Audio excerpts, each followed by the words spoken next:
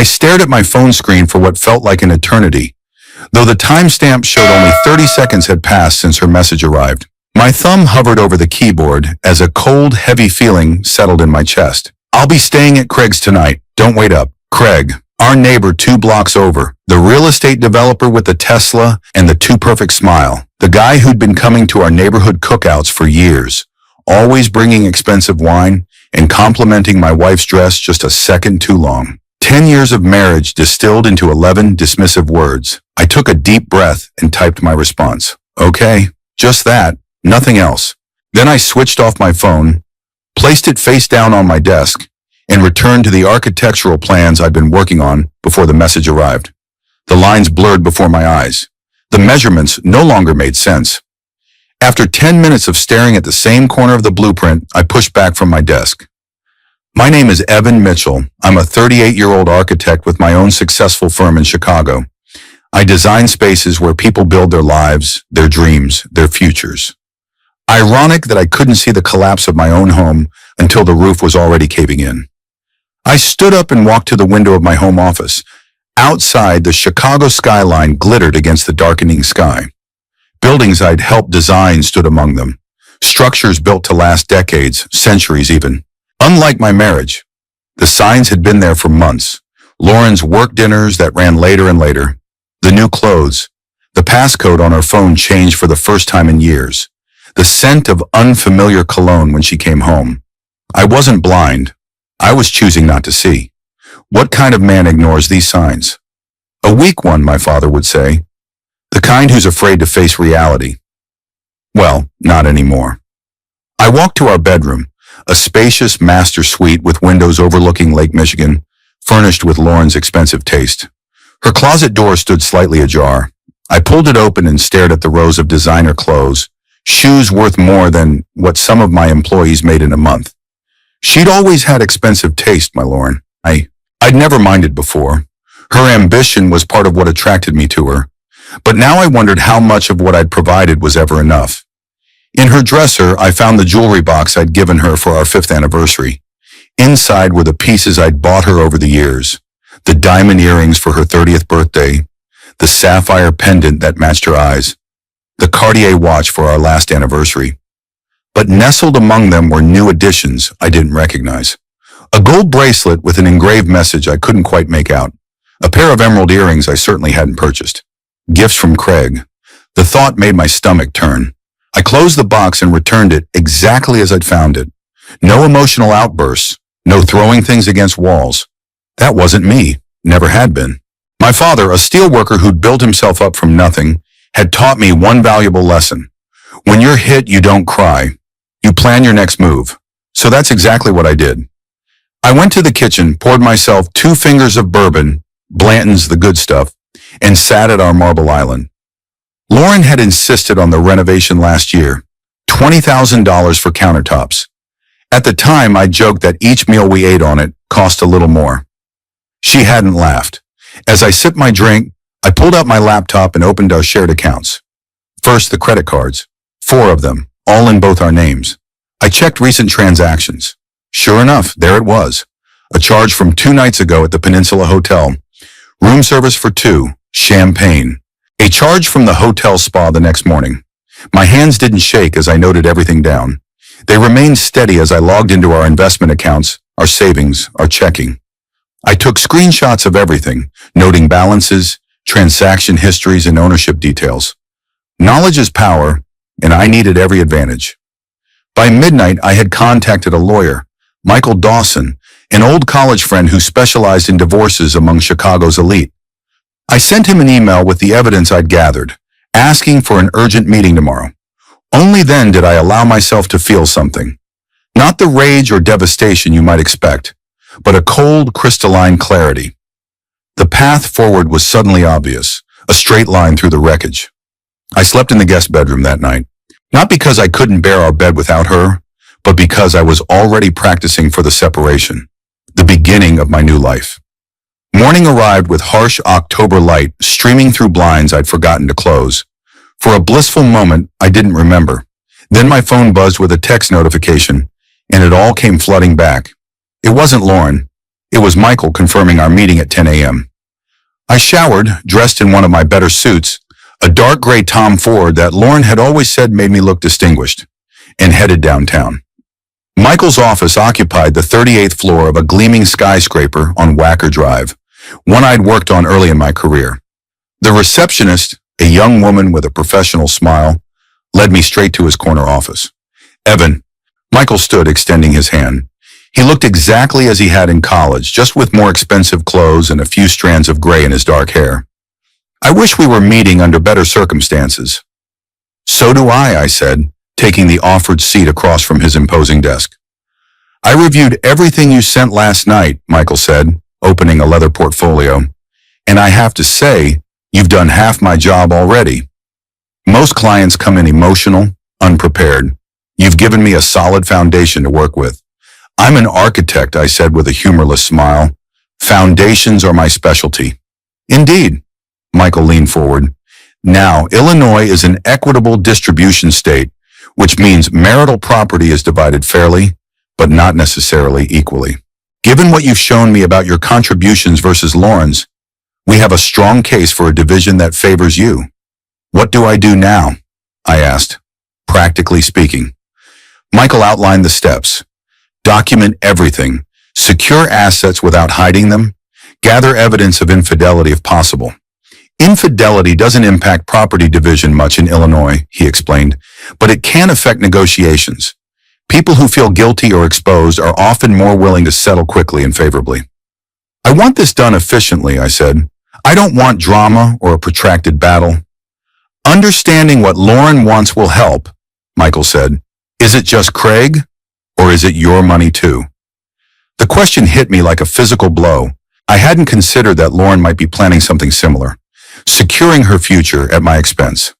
I don't know, I admitted, but I intend to find out.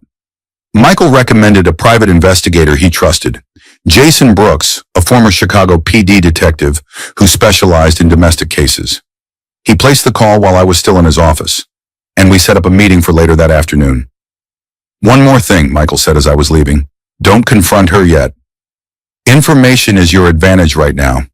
The moment she knows you know, everything changes. I nodded, thanked him, and left, stepping back into the crisp autumn air of downtown Chicago. Around me, people hurried along the sidewalks, consumed by their own lives, their own dramas. How many of them were also hiding secrets? How many marriages were crumbling behind closed doors while smiling faces maintained the illusion? I checked my phone.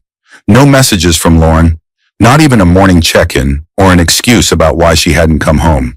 The silence was more telling than any lie she could have crafted. I sent her a casual text. Busy day at the office. Probably working late. You. The response came almost immediately. Client meetings all day. Dinner with the team tonight. More lies. At least she was consistent. I put my phone away and hailed a cab to the address Jason Brooks had given me. The private investigator worked out of a nondescript office building in Lincoln Park.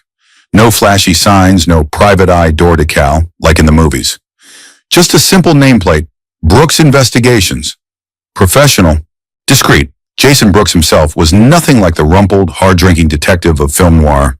He was in his early 50s, fit, with close-cropped, salt-and-pepper hair, and the alert eyes of someone who noticed everything.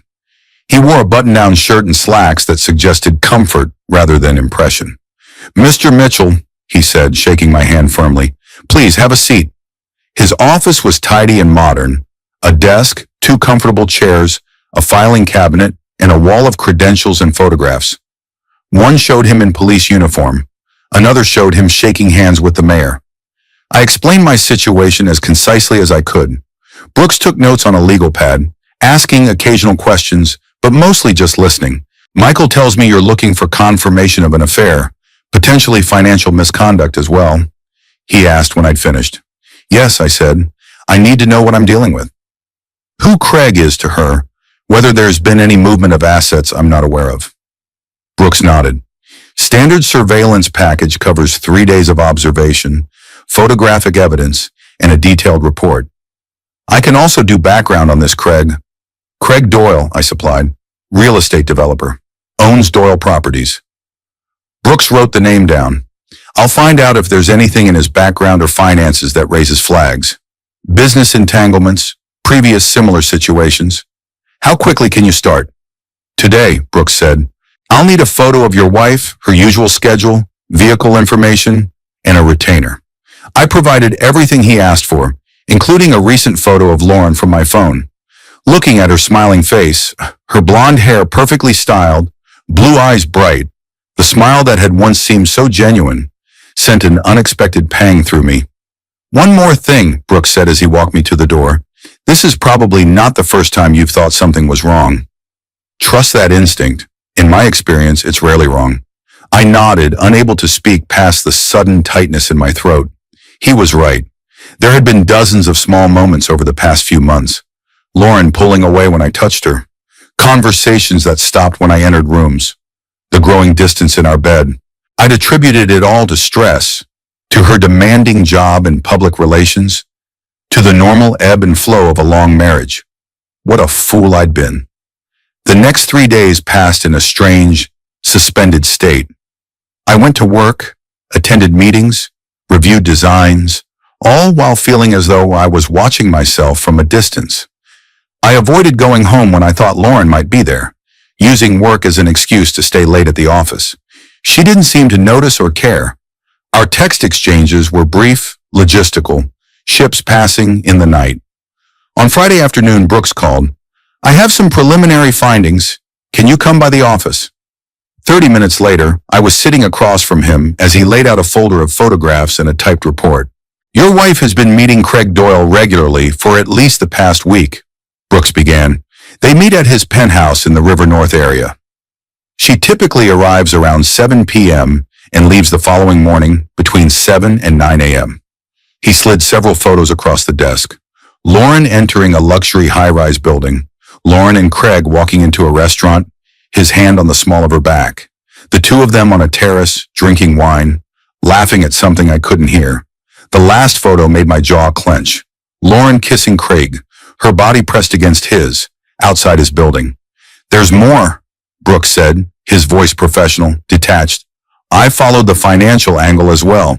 Mr. Doyle has made several large cash withdrawals over the past 3 months. Meanwhile, your wife has opened a personal account at First Meridian Bank, separate from your joint accounts. He showed me bank documents, account statements. Lauren had deposited nearly $50,000 into this new account. Money I knew we didn't have just lying around. Where did she get this? I asked, my voice surprisingly steady. That's the concerning part, Brooks said. I traced it to withdrawals from your home equity line of credit. Small enough amounts to not trigger automatic notifications, but they add up. The revelation hit me like a physical blow. Not only was Lauren cheating, but she was stealing from us, from me, to fund whatever future she was planning. There's one more thing, Brooks said, pulling out another document. Craig Doyle is looking to expand his business internationally.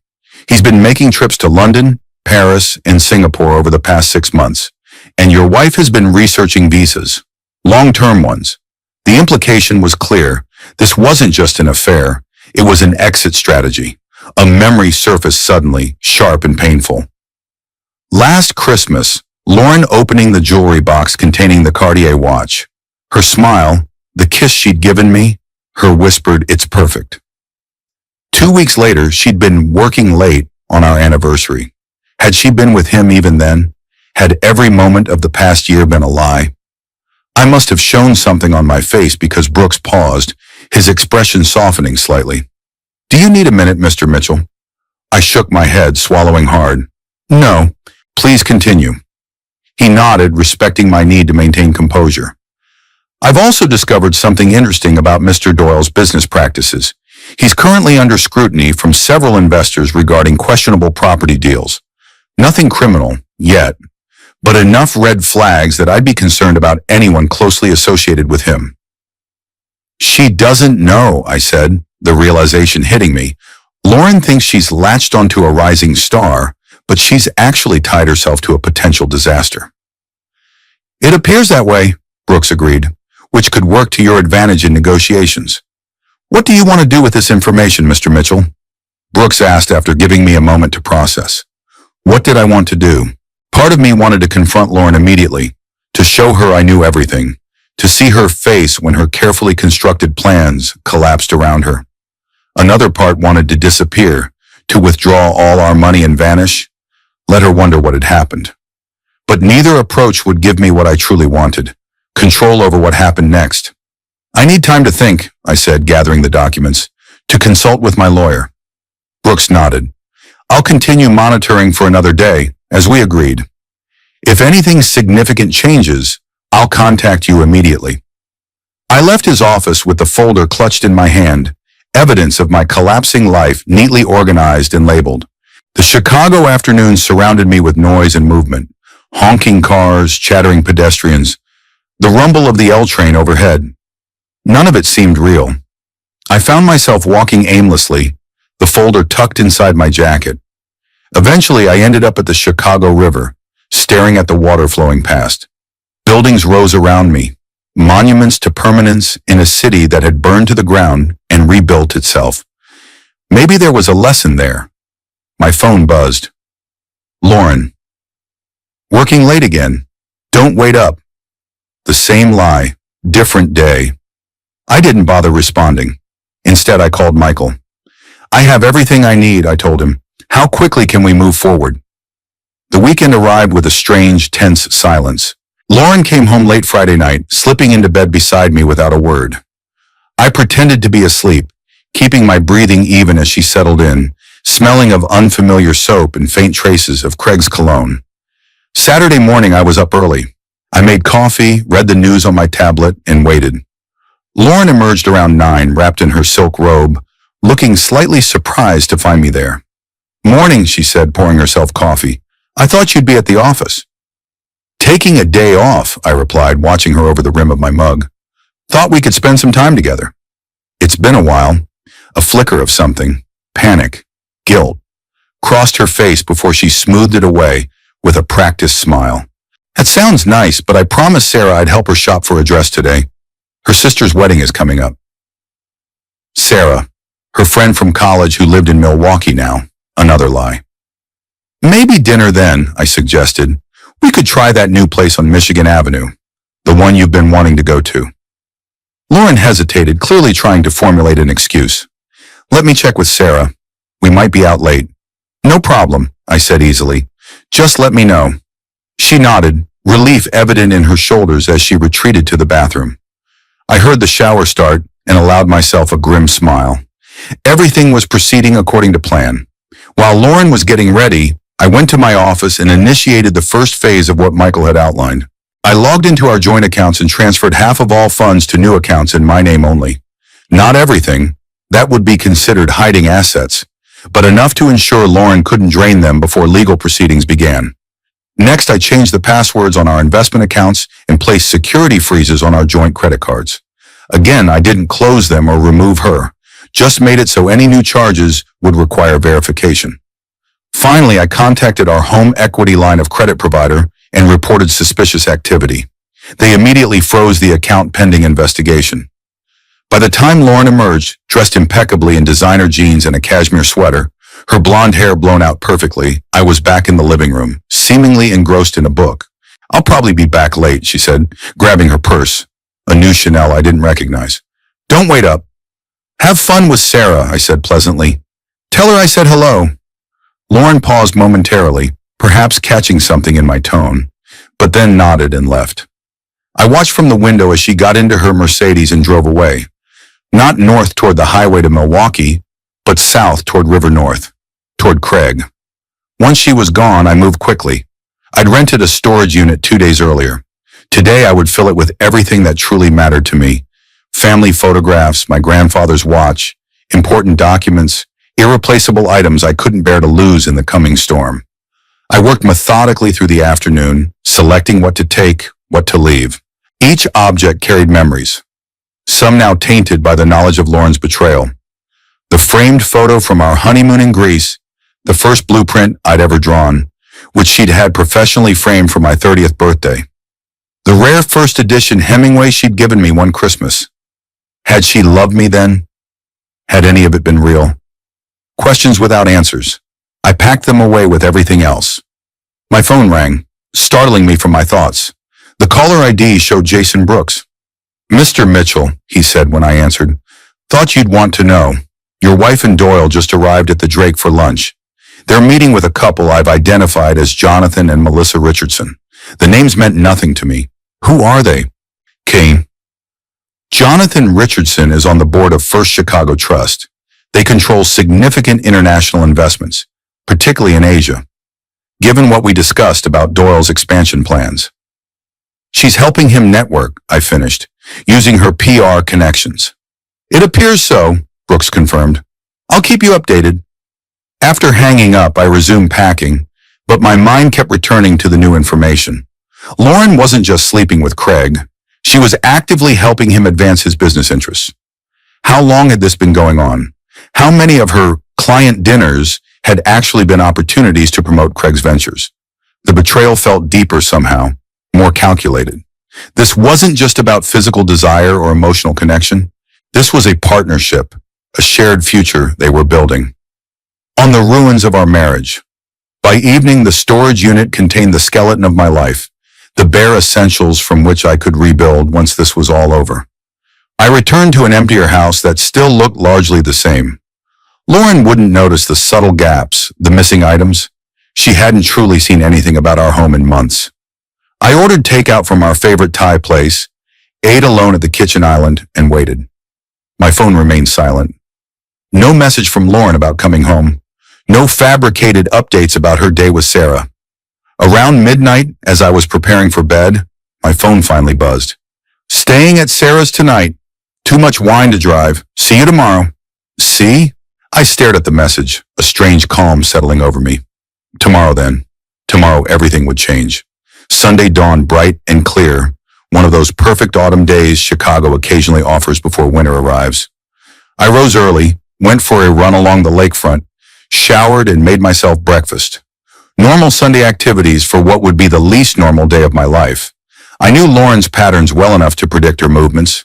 She would return mid-morning, claiming exhaustion from her girls' weekend, and retreat to our bedroom to rest, which really meant checking in with Craig without me hovering nearby. At 10:23 a.m., right on schedule, I heard her key in the lock. I was sitting at the kitchen island, drinking coffee, a portfolio of documents spread before me. Morning, she called, dropping her purse on the entry table. She looked immaculate as always, not a hair out of place, designer sunglasses perched on her head. Only someone who knew her well would notice the slight puffiness beneath her eyes, concealed with expensive makeup. What a night. Sarah's friends are wild. I didn't respond, just watched as she moved through the kitchen, pouring herself coffee. You're quiet, she said, finally looking at me properly. Her eyes flickered to the documents on the counter. Work stuff on a Sunday. You're such a workaholic. Not work, I said calmly. Divorce papers. The coffee mug froze halfway to her lips. What? Divorce papers, I repeated, sliding them toward her. Already filed on Friday. You've been served. Cherie. Lauren set down her mug with a too careful movement. Evan, what are you talking about? Is this some kind of joke? About as funny as you sleeping with Craig Doyle, I said, my voice level. About as amusing as you stealing from our home equity line to fund your escape plan. All color drained from her face. I cut her off by placing the photos on the counter. Lauren and Craig entering his building. Lauren and Craig at dinner. Lauren kissing Craig with a passion I hadn't seen directed at me in years. Don't insult me by lying, I said. Not anymore. She stared at the photos, her perfectly manicured hand trembling slightly as she reached for them. You had me followed. You spied on me. The attempt to flip the narrative, to make me the villain, might have worked once. Not today. Yes, I said simply. Just like you lied to me, stole from me, and planned to leave me. We've all done things we're not proud of. Lauren's shock was transforming into calculation. I could almost see her mind working, evaluating options, formulating a defense.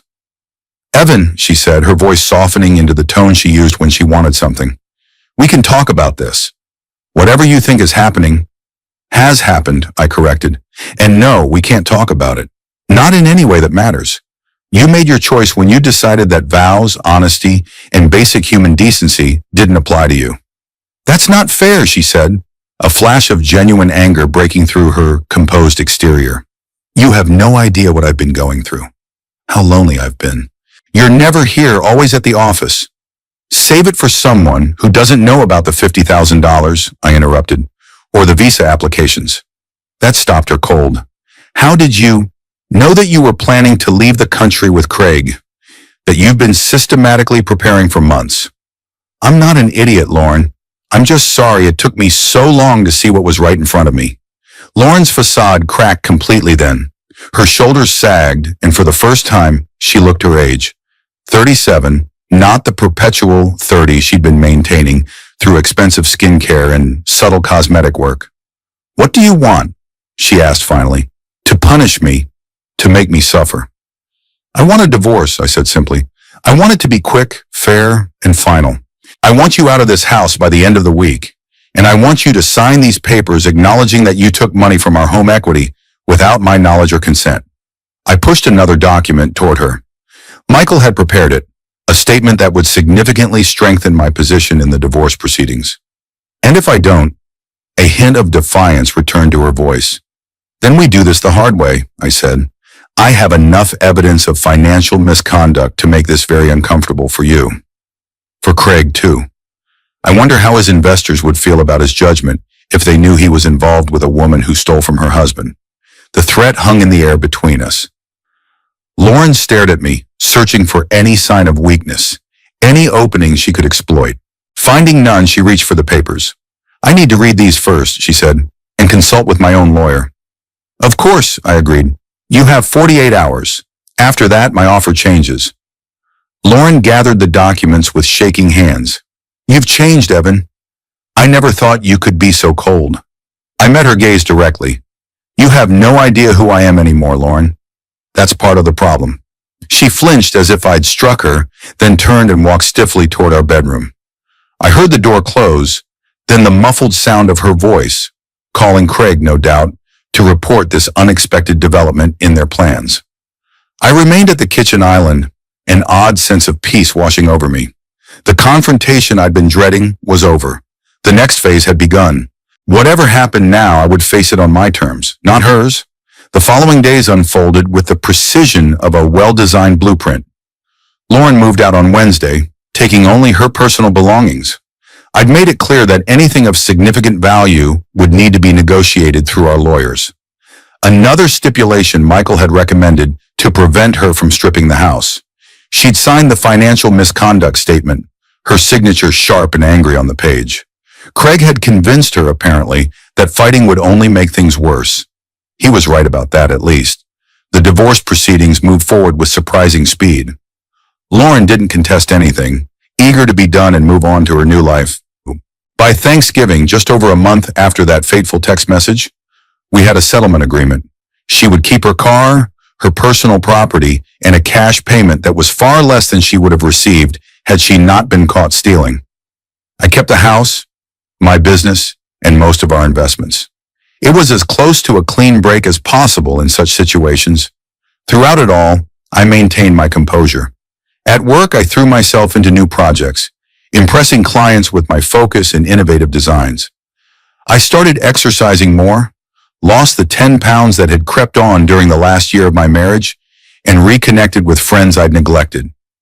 On the surface, I was handling everything remarkably well. Inside was a different story. The nights were the worst. Alone in the house that still held echoes of Lauren, I would find myself staring at the ceiling, replaying our years together, searching for the moment when it all started to go wrong. Was it something I'd done? Something I'd failed to notice? Had she ever truly loved me? Or had I been a stepping stone all along? Memories haunted me.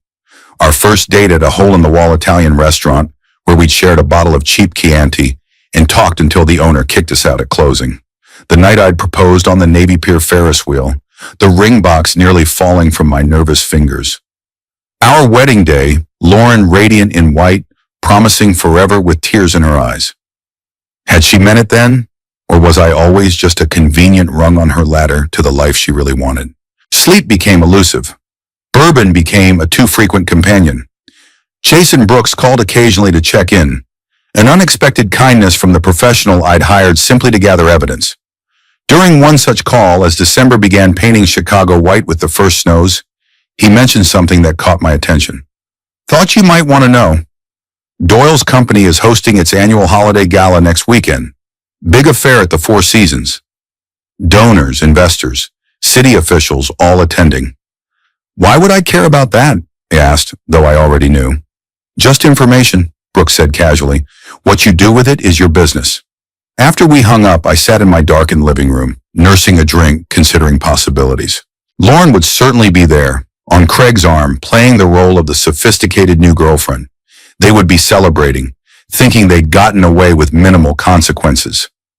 The thought turned my stomach. I reached for my phone and called Michael.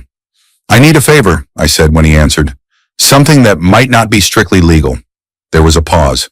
I'm going to pretend you didn't say that last part. What do you need, Evan? Information on Craig Doyle's business practices, the kind that isn't public knowledge.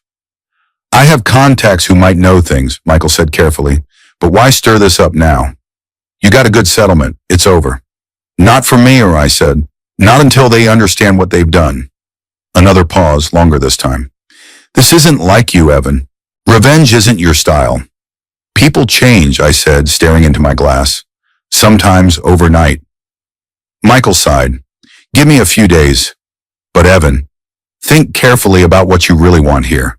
Revenge feels good in the moment, but it doesn't heal anything. I don't want to heal, I said truthfully. I want justice. Michael was true to his word. 3 days later, a thick envelope arrived at my office by courier. Inside was a dossier on Craig Doyle's business operations, the kind of information that never appears in annual reports or press releases. Questionable land acquisitions in developing neighborhoods, shell companies hiding the true ownership of properties, possible bribes to city inspectors, and most damning of all, evidence that he'd been using insider information, likely obtained through Lauren's PR connections, to make investment decisions. Nothing overtly criminal, perhaps, but enough to make investors nervous. Enough to damage his reputation in Chicago's close-knit business community. Enough to cause his carefully constructed empire to wobble on its foundation. I read through everything twice, then called Brooks. I need one more job, I told him. Something discreet but very public. An interesting combination, he replied. What do you have in mind? I explained my plan. Brooks listened without interruption. Can be arranged, he said when I finished, but it'll cost you. Money isn't an issue, I said. Results are. 2 days later, I received an invitation to Craig Doyle Properties' annual holiday gala at the Four Seasons. Brooks had connections everywhere, apparently, including among the event staff who handled the guest list. Now I just needed to prepare my gift for the happy couple. The Four Seasons ballroom glittered with holiday decorations, the city's elite dressed in their finest, mingling over champagne and hors d'oeuvres. I adjusted the cuffs of my tuxedo, custom Tom Ford, Lauren's favorite, and accepted a glass from a passing server. I'd secured an invitation through a client who served on the board of a charity Craig's company supported. A generous donation ensured my place at a table near the front, though not close enough to be immediately noticed by the hosts. For the first hour, I simply observed. The networking, the laughter, the practiced smiles of people with secrets to hide. Chicago's power players all in one room, congratulating themselves on another successful year. Craig arrived fashionably late, to the applause of his sycophants, and on his arm, radiant in a red gown that I recognized, I'd bought it for her last Christmas, was Lauren. She glowed with the satisfaction of someone who believed they'd won. They made their way through the crowd, accepting congratulations and well wishes. Craig played the successful businessman, Lauren the adoring partner, the perfect power couple. I remained in the periphery, watching, waiting. The moment came during Craig's speech. He stood at the podium, thanking investors and partners, outlining ambitious plans for the coming year. International expansion, new luxury developments in emerging markets, unprecedented growth. And none of this would be possible without the support of my incredible partner, both in business and in life, he said, gesturing to Lauren, who showed me that sometimes the best opportunities come when you least expect them. The crowd applauded, Lauren beamed, and I nodded to the man I'd positioned near the audiovisual control booth. The massive screen behind Craig, which had been displaying his company logo, suddenly switched to a new image. Lauren entering the Peninsula Hotel with Craig, date and timestamp clearly visible. Then financial documents. The unauthorized withdrawals from my home equity line, highlighted in angry red. Finally, email exchanges between Lauren and Craig, discussing their plans, their future, all obtained legally through discovery in our divorce proceedings. The room fell silent. Craig turned, saw the display, and froze mid-sentence. Lauren's smile disappeared as if it had been wiped away. I stood then, glass raised in a mock toast. To new opportunities, I called clearly across the hushed room, and to the true character of Craig Doyle and Lauren Mitchell, revealed for all to see. Chaos erupted. Craig lunged toward the AV booth, shouting for someone to shut it down. Lauren sat motionless, her face a mask of horror as her carefully constructed new narrative collapsed around her. Guests murmured, phones appeared, capturing the moment that would dominate Chicago business gossip for months to come. Security approached me, but I was already moving toward the exit, my work done. As I passed Lauren's table, our eyes met briefly. The hatred in hers was matched only by the cold satisfaction in mine. Enjoy your new life, I said softly, for her ears alone. You've earned it. Outside, the December night embraced me with bitter cold. I handed my ticket to the valet and waited for my car, breathing in the sharp, clean air, feeling truly awake for the first time in months. What I'd done was petty, perhaps even cruel. Certainly not the action of a better man. But I was done being better. I was done turning the other cheek. I was done watching silently as everything I'd built was taken from me. Sometimes justice isn't about being right. It's about being seen. The aftermath was everything I'd anticipated and more. Craig's investors, alarmed by the public revelations about his judgment and ethics, began asking difficult questions. Several pulled their funding. City officials, always sensitive to scandal, distanced themselves from his projects. Permits that had been fast-tracked suddenly encountered administrative delays. Lauren, meanwhile, discovered that being known as the architect's wife who stole and cheated made her less appealing on the Chicago social circuit. Her PR firm, concerned about their own reputation, placed her on administrative leave. A polite version of firing that fooled no one. I heard about these developments secondhand through mutual acquaintances and business contacts. I made no effort to follow Lauren's downfall directly. I had my own life to rebuild. January brought new projects, new challenges at work. I hired additional staff, expanded into sustainable design. Something I'd always been passionate about but had never fully pursued. At Lauren's urging, I'd focused on more lucrative contracts instead. Now, freed from her influence, I could build the firm I truly wanted. I sold our house, too many memories, too much space for one person, and bought a loft in a converted warehouse near the river.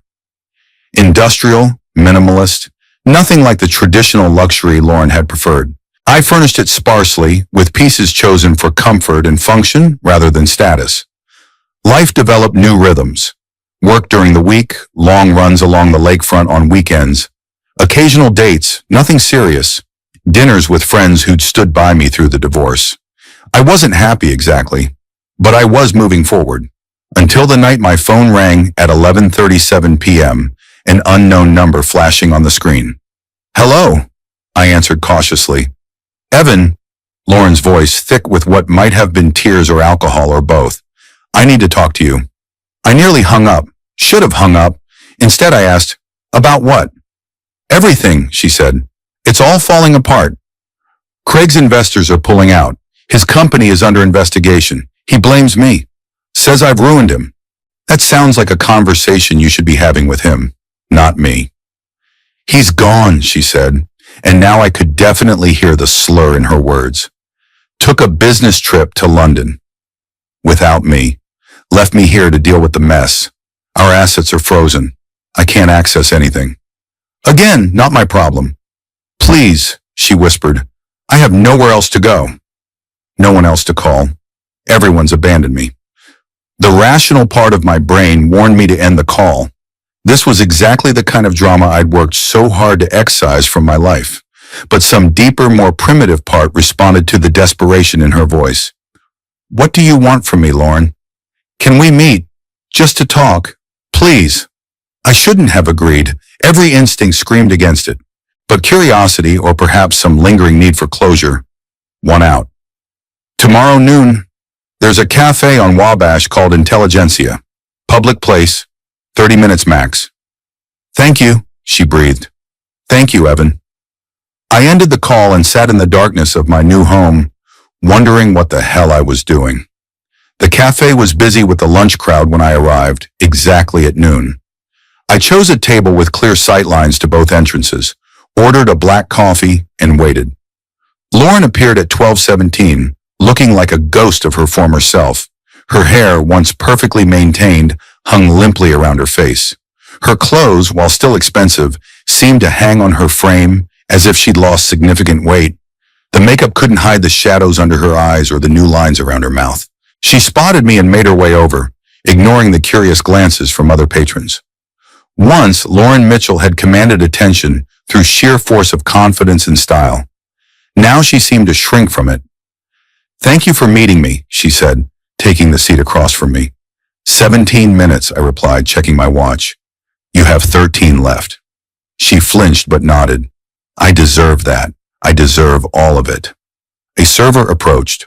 Lauren ordered a latte with trembling hands. You said you wanted to talk, I prompted when the server left. So talk. She took a deep breath. First, I want to say I'm sorry. I know that doesn't fix anything, doesn't change what happened, but I am. What I did to you was unforgivable. Is that why you called? To apologize? Partly, she admitted, but also because I'm in trouble, Evan. Serious trouble. Financial trouble, you mean? Yes, but it's more than that. She leaned forward, lowering her voice. Craig wasn't just cheating with me.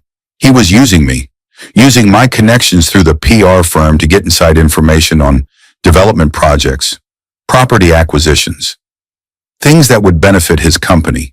I raised an eyebrow. And you're telling me this why? Because the SEC is investigating him now. They've questioned me twice already. I didn't know.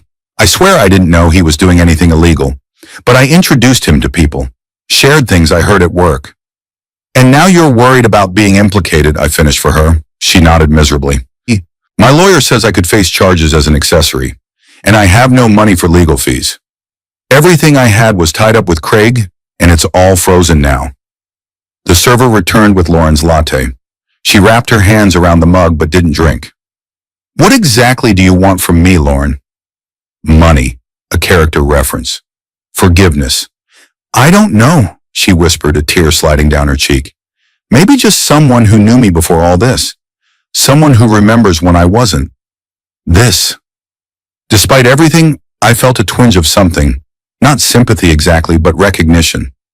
The woman before me was facing the consequences of her actions, just as I had faced the consequences of my blindness. I can't help you, I said finally. Not with money, not with the investigation. That part of our lives is over. More tears now, streaming silently down her face. I know. I don't know what to do. Everything's gone. My job, my reputation, my future, Craig, all gone. That's what happens when you build on sand, I said, standing and placing money on the table for my coffee. Something I learned the hard way thanks to you. Lauren looked up, her eyes red-rimmed and desperate. Do you hate me? The question stopped me. Did I hate her? The woman who had betrayed me, stolen from me, lied to me for months? The woman I had once loved enough to promise forever to? No, I said truthfully. I don't hate you, Lauren. I don't feel anything for you at all anymore. And that's the best thing you ever gave me. I walked away then, leaving her sobbing quietly at the table. Outside, the winter sun cast weak light over the city, glinting off snow-covered buildings. I breathed deeply, feeling an unexpected lightness in my chest. Our story wasn't over, not yet, but I was no longer a prisoner to its narrative. 2 days later, I received a call from Jason Brooks. Thought you should know, he said without preamble. Lauren Mitchell tried to contact Craig Doyle in London yesterday. Repeatedly. He's blocked her number, apparently. She's been drinking heavily, according to the doorman at her apartment building. Why are you telling me this? I asked, unsure why Brooks was still monitoring Lauren's activities. Professional habit, he replied. I keep tabs on cases that might come back around. Also, she showed up at your office building this morning. Security didn't let her up, but she waited outside for almost 2 hours before leaving. The news disturbed me more than I wanted to admit. Did she seem stable? Hard to say, Brooks said, but in my experience, desperate people rarely make rational choices. After hanging up, I tried to focus on the building plans spread across my desk, a new community center in an underserved neighborhood, the kind of project I'd always wanted to pursue but had delayed, choosing more profitable corporate work instead.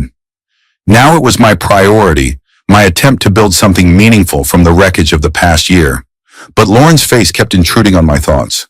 The devastation in her eyes at the cafe, the desperation in her voice on the phone. Was I responsible for what she might do now? Had my actions, the gala exposure, the calculated dismantling of her new life, pushed her towards some irreversible decision? Not my problem, I told myself. Not my responsibility. But the thought rang hollow even as it formed. By evening, I found myself walking into the lobby of Lauren's new apartment building, a far cry from our lakefront home, but still respectable. The doorman recognized me from Brooks' description. Mr. Mitchell, he said with a nod. Ms. Mitchell isn't in. Left about an hour ago. Did she say where she was going? No, sir, but she seemed upset. Been that way for days, to be honest. I thanked him and stepped back onto the street, unsure what to do next. Where would Lauren go in this state? To a friend's.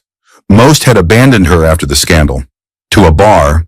Possibly, but which one? Chicago had thousands. My phone buzzed with a text from an unknown number, likely Lauren using a different phone since I'd blocked her number. I need to see you. Please, I'm outside your office. It was nearly 6:30 p.m. The office would be largely empty, just the security guard at the front desk. I could ignore the message, go home, continue with my carefully reconstructed life. Instead, I found myself hailing a cab to my office building in the Loop. The rain had started by the time I arrived, a cold January downpour that turned the sidewalks slick with ice. I paid the driver and stepped out, scanning the area for Lauren. There she was, huddled under the minimal shelter of the building's entrance overhang, soaking wet despite it. She wore no coat, just a thin sweater, her arms wrapped around herself against the cold. Her hair hung in wet ropes around her face, makeup streaked from rain or tears or both. She didn't see me approaching, her gaze fixed on the building's entrance, as if willing it to open and admit her. Lauren, I called over the rain, still several yards away. What are you doing here? She turned, her expression shifting from despair to desperate hope as she recognized me. Evan, you came. She stepped toward me, unsteady on her feet. I didn't think you would. Why are you here? I repeated, not moving closer. What do you want? To explain, she said, her voice breaking. To make you understand what you've done. What we've both done. We've said everything that needs to be said, I replied. There's nothing left, Lauren. There's so much left, she cried, taking another stumbling step toward me. So much you don't know. About me, about Craig, about why I did what I did. It doesn't matter anymore. It does, she insisted, her voice rising. You think you know everything, think you have it all figured out. Perfect Evan with his perfect revenge. But you have no idea what I've been through, what I'm still going through. She was shouting now, drawing curious glances from passers-by despite the rain. Her emotional state was clearly deteriorating, her body trembling with cold or anger or both. Lauren, you need to go home, I said firmly. You're not well. Home. She laughed, the sound brittle and sharp. I don't have a home anymore. I don't have anything. You made sure of that. You made your choices, I reminded her. I just ensured you face the consequences. Consequences? She was moving toward me again, her steps uneven. Is that what you call destroying someone's life? Is that what you call... She broke off suddenly, her attention caught by something behind me. Her eyes widened, her body tensing. Is that him? She demanded, pointing past me. Is that Craig? I turned involuntarily, following her gaze. There was no one there that resembled Craig, just ordinary commuters hurrying through the rain. When I looked back, Lauren was already in motion, rushing past me toward the street, her focus fixed on someone or something I couldn't see. "Lauren, wait!" I called, suddenly alarmed by her erratic behavior. "There's no one there." But she was beyond hearing, beyond reason. She ran into the street, oblivious to the traffic, the rain, everything except the phantom she was chasing. The taxi appeared from around the corner, moving faster than it should have on the wet street. The driver saw Lauren too late, brakes squealing against the slick pavement. I watched in horrified slow motion. Lauren turning at the sound, the recognition dawning on her face, her body frozen in the headlights. The impact was sickening, throwing her body against the taxi's windshield before she crumpled to the pavement. Someone screamed, a witness perhaps, or the driver as he leapt from the car. I remained frozen on the sidewalk, unable to move, to think, to process what I'd just witnessed. Lauren lay motionless in the street, rain washing over her broken form, a dark stain spreading beneath her. People rushed to help, passers-by, the taxi driver, someone calling for an ambulance. They knelt beside her, checking for signs of life, attempting first aid. Their voices seemed distant, underwater. I should go to her. I should help. I should do something. But I couldn't move, couldn't bring myself to approach the woman I'd once loved, now shattered on the pavement. The woman whose destruction I'd orchestrated so carefully, so completely. Had this been my goal all along? Not just to punish Lauren, but to break her, to watch as everything she valued was stripped away, piece by piece, until nothing remained but the desperate, delusional woman who'd run into traffic chasing ghosts. A paramedic touched my arm, asking if I knew the victim. I nodded mutely, supplying Lauren's name, her age, watching as they loaded her still form into the ambulance. No one asked me to accompany her. No one recognized me as the husband, ex-husband, who should be distraught, demanding updates, insisting on riding along. I was just another witness to tragedy, anonymous, separate, alone. As the ambulance pulled away, sirens wailing, I turned and walked in the opposite direction. Rain soaked through my clothes, but I barely felt it. My mind was empty, my emotions shut down, my body operating on autopilot. I'd won. I'd destroyed Lauren just as she destroyed me, taken everything from her, reputation, security, future, even perhaps her life. Victory had never tasted so bitter.